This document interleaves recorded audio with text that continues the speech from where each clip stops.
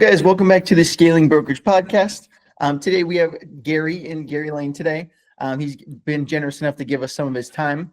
So we'll run through some questions, the same questions or similar questions you guys are used to hearing here.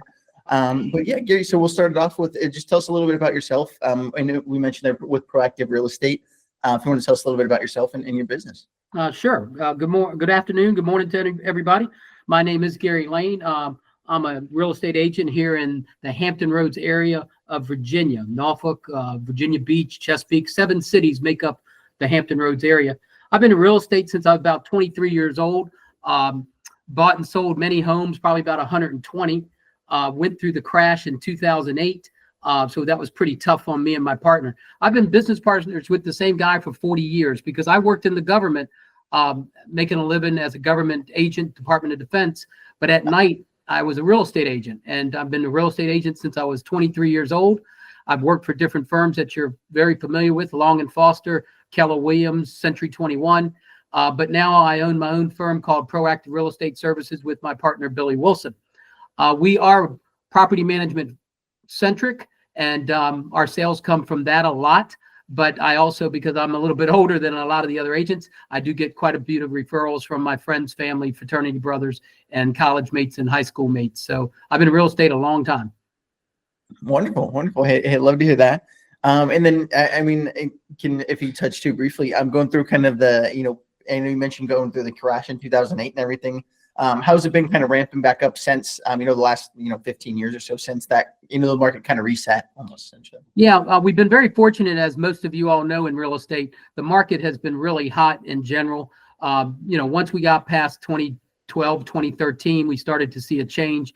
And, being a real estate agent, if you've been around a long time and you did your lead gen and you touched your family and friends, you can make a pretty good living. And so we just, would be doing quite a bit of sales, not as many sales as we've done the last 3 years because we've been really focused since I retired from the government in 2017. So for the last 7 years, sales have been really good in Hampton Roads here in Virginia Beach and Norfolk.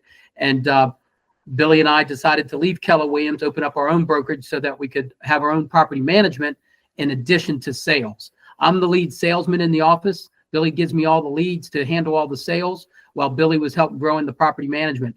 We went from 275 units to 450 units this year in property management. And I've got quite a bit of sales off of that. We did about 15 million in sales, him and I. So, not a lot, but pretty solid on top of the property management. The combination of the both really work well. And we've recruited. So we have 10 agents now in the office. And of those 10 agents, 4 of them are property managers. So they get a paycheck every 2 weeks as a property manager, but their job is to build leads, such as getting a tenant to buy a house or getting an owner to buy another investment property. And that formula is working pretty good. Nice. And so how did that go? Kind of finding those, those flexible agents that are, open to kind of both roles there. Yeah, we are fortunate that we came from a very huge Keller Williams office, probably 220 agents. Some really top-notch agents in that office. They give us a lot of referrals in property management because we promised them that we would give them the house back to sell. So that works really well. But some of the agents don't like the bigger firms, and they reach out to the smaller firms that have flexibility with commission splits, flexibility in general, and therefore, and then me being a little bit older, some of the older agents, they don't want all the chaos of going to all the meetings all the time at the big firms and having a little bit more flexibility of just hanging their license and doing the smaller sales and not feeling pressured to do a lot of sales. So it works both ways with Billy and I having our own firm. Nice. Wonderful. And when in some of the, having a partner, I know I spoke to some of the members on the podcast before, it can obviously works great, when they, everything's flowing well. But, obviously there could be some times maybe disagree, have some kind of, some pulling back and forth.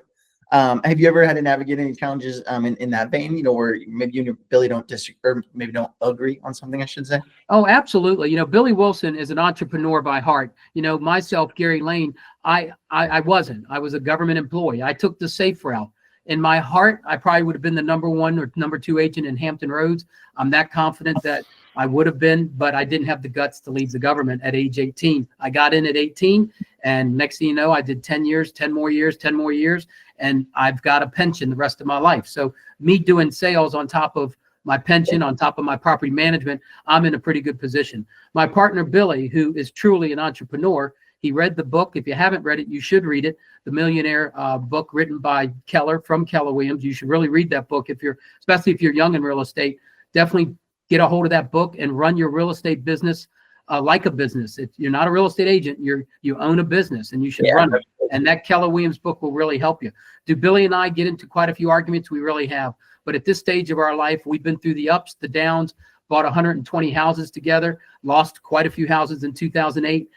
Billy's been through some health issues with cancer, got back on his feet. And from 2020 to today, we've grown a property management of 450 doors, and we'll probably be at 600 by mid 2025. And we're interviewing a man that has 1,000 doors, and that's probably going to happen. And so we're just generating leads from that are leading to real estate sales. And Billy, being together this long, almost 40 years, we've worked out the bugs. It's like a second marriage, man. We're going to fight, get along, break up, get together.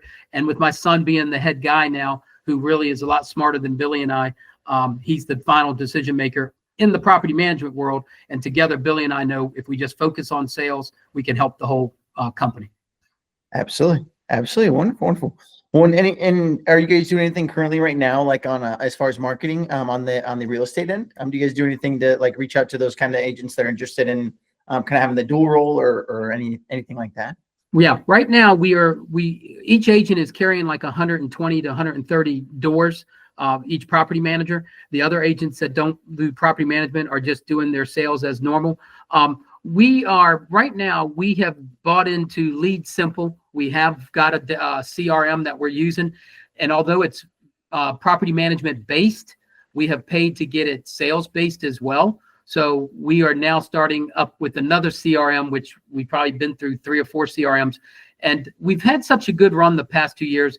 We got a little unfocused chasing our database because we've been so steady and busy with our property management leads that it's worked out really well. However, for 2025, we are committed to Lead Simple, it's a CRM, and it's based on property management, but you have a component that can put it in the sales department as well.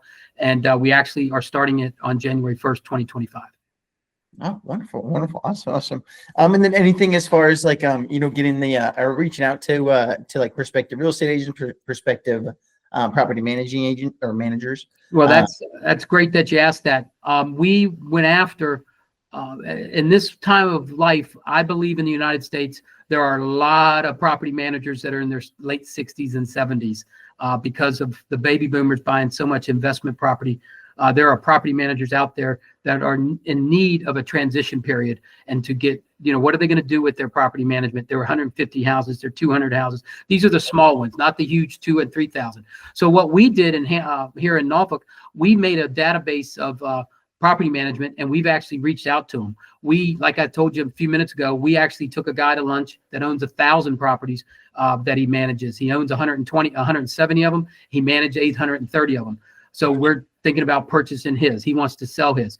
We've met with women and some men that own just 200 properties that they manage, and they want to merge and slowly just divest themselves away from it. We take over the accounting, we take over the maintenance, and they'll handle the POC. And of course, if anybody wants to sell a property, they're the agent as well. So we are chasing people that are in the business. In addition, we are chasing agents that really, really want consistency and not the flow of sales. And so if they want another job, we ask them to be property managers on top of being real estate agents. Okay, nice. Hey, that absolutely, and that especially for those agents that maybe aren't, having the best start, in their careers. So that's definitely a valuable option for them to have, for them to lean back on. I would like to make this comment. I'm a big believer that if you want to get into real estate and really do it well, rather than work part-time on it and have a full-time job at a bar or at a grocery store or whatever, or paralegal or whatever that job is, why not be a property manager during the day, which leads right into the real estate sales, and it keeps you in the subject matter called real estate. And I think it gives you a better opportunity to become a really good real estate agent. And then eventually you say, hey, I don't need to put up with property management. I'm all in with being a real estate agent. Yeah. Now that I have my pipeline built up and I have my lead. Yeah. Gotcha. I completely understand you there. But yeah, no, that's an awesome, not, I don't want to say fallback, but a second option for agents to have. Market slows down, things like the NAR settlement, things like, COVID happens, you never know. Absolutely. But it's a great option for them to have, most definitely. Right. And nice. Are you looking at any right now? Like I know you mentioned using or getting into the new CRM, getting into the sales portion of it in January. Are you looking at any additional ways to attract agents as of right now? We're letting it naturally come to us personally. That's what's happening. If an agent approaches us, especially the Keller Williams agents who we've recruited, not purposely, because we promised them we wouldn't do it purposely. For the ones that are really making a change, they just call us, and that's who we've picked up the last few agents that we have. So we have not decided quite yet to build the sales side. One more year where we're making it property management centric, fine-tuning our processes, handling the sales from the property management. I do believe that the sales department will start to grow here in 2025. Wonderful. And so we can dive a little bit more into the future kind of vision growth for you and the business there. What would you say is when I know you kind of just mentioned 2025, the next step growing the sales team. Did you have any specific milestones, I should say, that we're looking to reach in 2025 or maybe even by 2026 or 27 there? Yeah, our goals for 2025 is 750,000 in commissions. That's the goal here in the office with all the agents involved. So I don't know how many transactions that is. Remember, every area is different based on the size of the price of a home. And our average home here in Hampton Roads area is probably 350 to 425, I would think. And so we would like to make about $750,000 in commissions. That's the goal, to do that. And then on top of the money we make in property management. So that is the main goal. And in property management, our goal is to be at 650 doors by the end of 2025. Nice. Oh, sorry, choked on my own spit there. But so let's fast forward. Let's say 2-3 years down the road.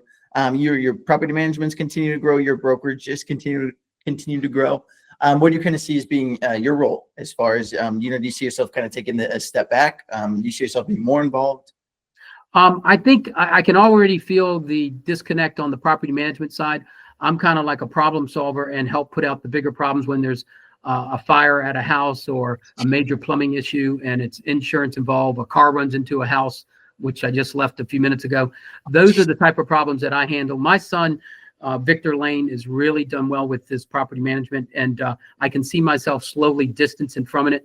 I'm trying to get the energy to recruit more agents, but at our age and being content, it's a little hard, but we're just naturally growing it. And a lot of the property managers are smart. They know that if they just do the 33 touch that Keller Williams stresses about touching clients, they can build a nice real estate base, and all that is cream, icing on the cake, getting all those sales on top of their check for property management.